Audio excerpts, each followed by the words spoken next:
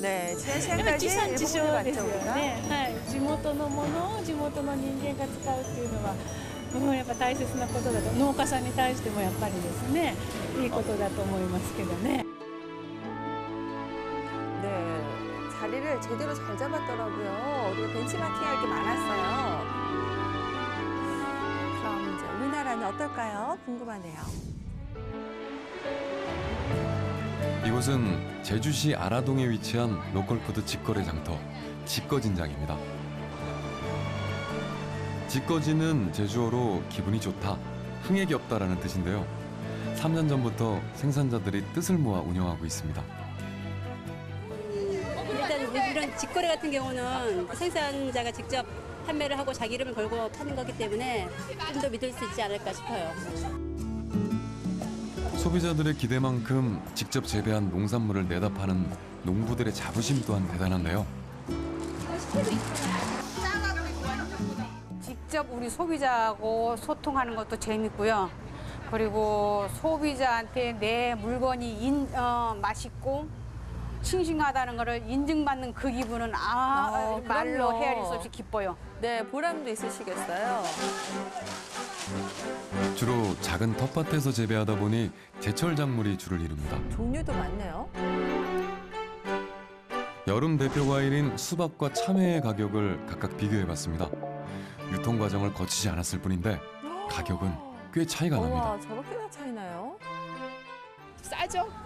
제가 직접 농사 지은 거니까 어디서 사오면은 그 원가가 있으니까는 조금 더 붙여 팔려고 하면은 좀 비쌀 수밖에 없잖아요. 근데 이거는 뭐 가끔씩 물건이 안 좋으면 그냥도 드리거든요. 점도 있고요. 상대적으로 저렴한 가격에 신선한 농산물을 바로 살 수 있어서 반응이 좋을 것 같지만 한 걸음 더 다가가서 들여다본 직거진장의 모습은 기대와는 다릅니다. 여전히 관행 유통의 굴레에서 자유롭지 못한 거죠.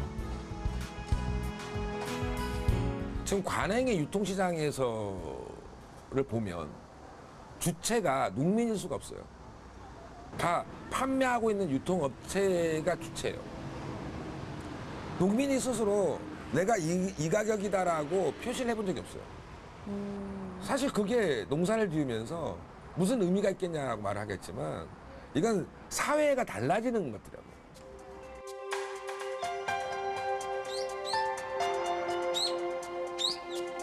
우리나라를 대표하는 겨울 과일, 제주 감귤의 유통 과정을 추적해봤습니다.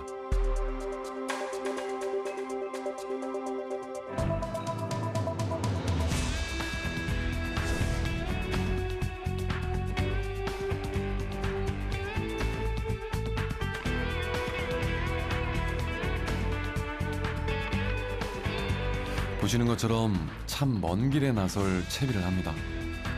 이 과정에서 전문가들은 소비자들이 알 수 없는 유통을 블랙박스라고 부릅니다.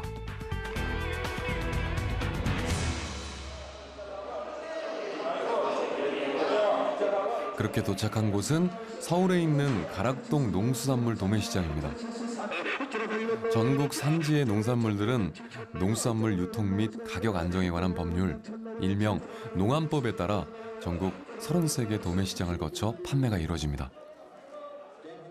이제 농산물이 산지에서 반입이 되면 이제 뭐 감귤이 됐던 복숭아가 됐던 포도가 됐던 여러 품목들이 새벽 2시부터 경매가 이루어집니다. 그러면은 도매가 이루어지고 나서는 이제 각 소비자들한테 다시 판매가 이루어지는 그런 시스템으로 보시면 됩니다.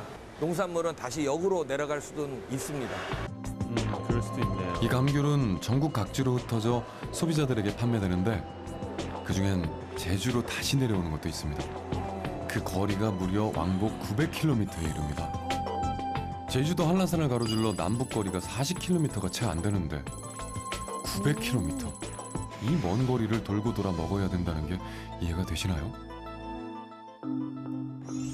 이 유통에는 함정이 숨어 있습니다.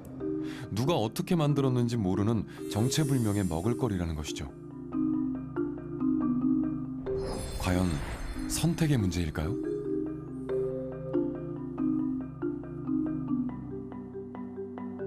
결국 도미노처럼 밀려와 생산자와 소비자가 부담해야 하는 현실. 그동안 우리가 너무 무감각했던 것은 아닐까요?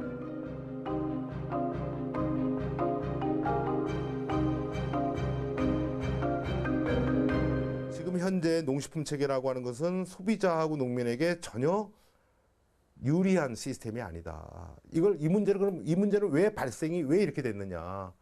그러니까 관행화된 유통 채널 속에 그냥 그대로 빠져들어다 보니까 일종의 이제 악순환 속에 이제 들어갔다. 이 악순환에서 빠져나올 수 있는 방법이 뭐냐? 농민 혼자 빠져나올 것이냐? 아니다. 농민이 빠져나오게끔 하기 위해서는 소비자와 함께 해야 된다. 그래서 바로 이제 그런 면에서 이제 이제 지역이라고 하는 이야기, 관계라는 이야기가 이제 나오게 된 거죠. 이곳은 전라북도 완주군의 한 농가입니다. 귀농 5년 차인 이 부부가 수확하고 있는 것은 무화과입니다. 요즘 또 많이들 탐스럽게 잘 찾으시죠. 익은 무화과. 그런데 수확한 양이 그렇게 많지는 않네요.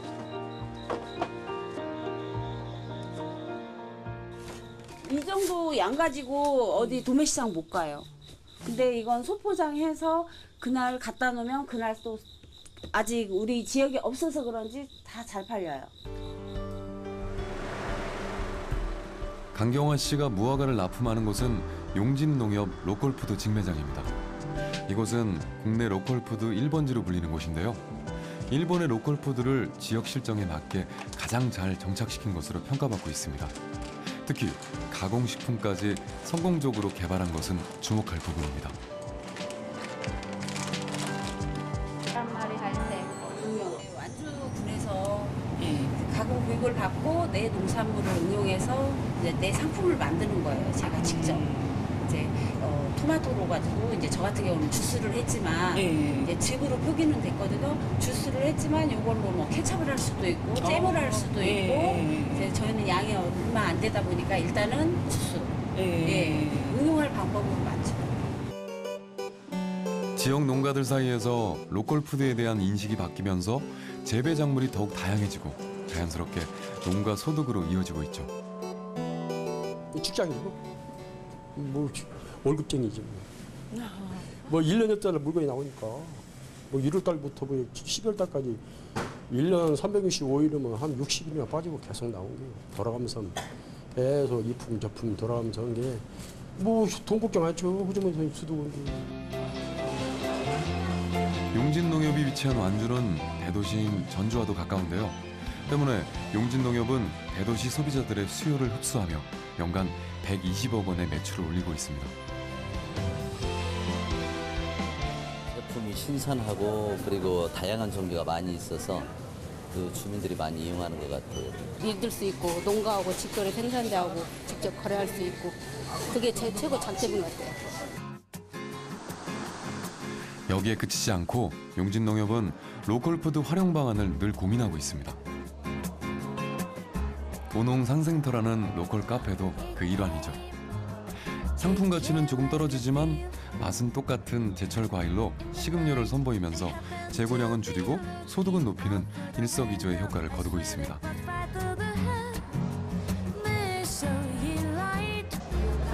그렇게 용진농협은 이미 지역 내 대형 매장과의 경쟁에서도 우위를 점하고 있습니다.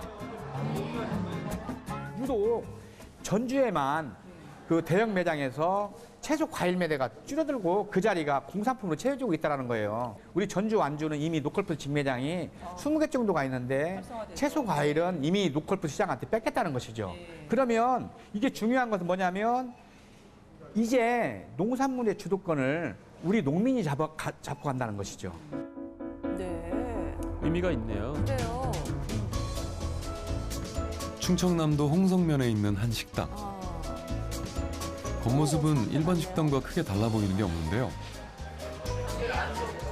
하지만 이곳에서 만든 음식 재료는 모두 지역에서 생산한 로컬푸드입니다. 맛있겠어. 충남에서는 도내 식당을 심사해 최소 60% 이상의 지역 농산물을 사용하는 식당에 미더유 인증을 주고 있습니다. 지금까지 45개 미더유 인증 식당이 미더유. 운영되고 있죠. 미더유. 그 특식이 달랐네요. 로컬푸드 활성화를 위해 미더유 인증을 도입한 충남연구원은 앞으로 100여 곳까지 늘려나갈 계획입니다. 괜찮을 것 같고요.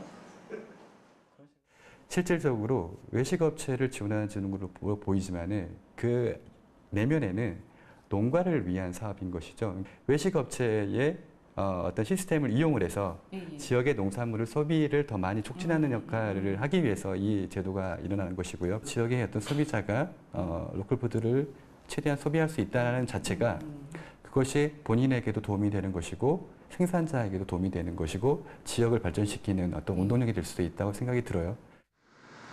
하지만 단순히 로컬푸드 소비 촉진에 그치는 것이 아닙니다. 우리가 만난 이동영 씨는 미더유 인증을 과감히 반납했습니다. 무슨 사연이 있는 걸까요?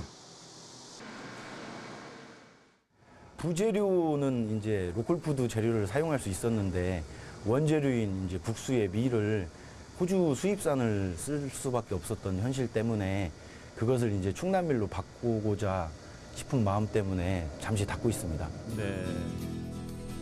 그렇습니다.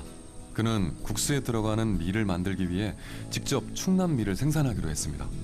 이를 위해 일일이 마을을 돌아다니며 이장들을 만나 밀 재배를 설득했죠.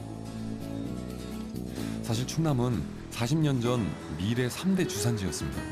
하지만 수입 밀에 밀려 점점 사양길에 접어들었죠. 그런 충남 밀을 다시 살리기 위해 이장들도 결국 이동영 씨 뜻에 동참하기로 했습니다.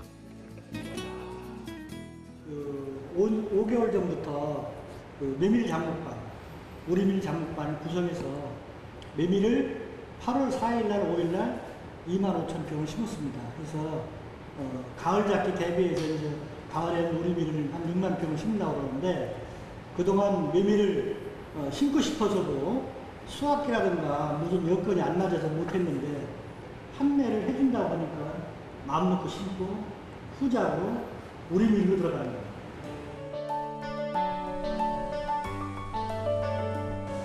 밀 생산과 안정적인 판매처가 확보되면서 충남밀의 명성을 되찾는 일은 결코 이룰 수 없는 꿈이 아닌 현실이 되어가고 있습니다.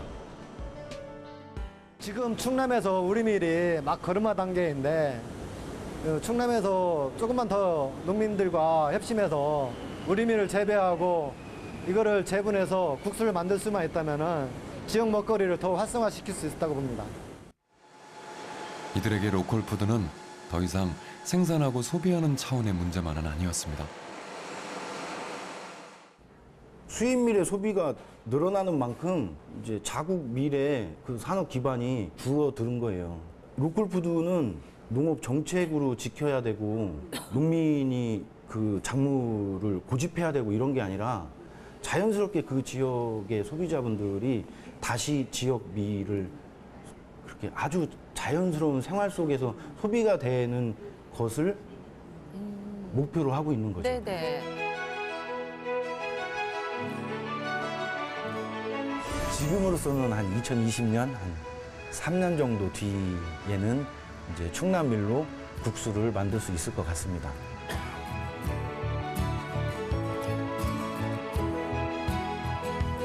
맨 처음에는 그냥 소규모 생산자가 생산한 거 지역에서 소비하자라는 형태가 됐지만은 그것이 지역의 어떤 그 농업의 모습을 지역 농촌의 모습을 굉장히 많이 막 변화를 시켜냈단 말이죠. 지역 사회에 있어서의 선순환 체계라도 좀 구축해내야 되겠다라고 하는 부분. 어쨌든 이제 그러한 고민들이 이제 상당 부분 이제 나아가는 이제 성과를 거뒀다라고 이제 볼 수가 있습니다.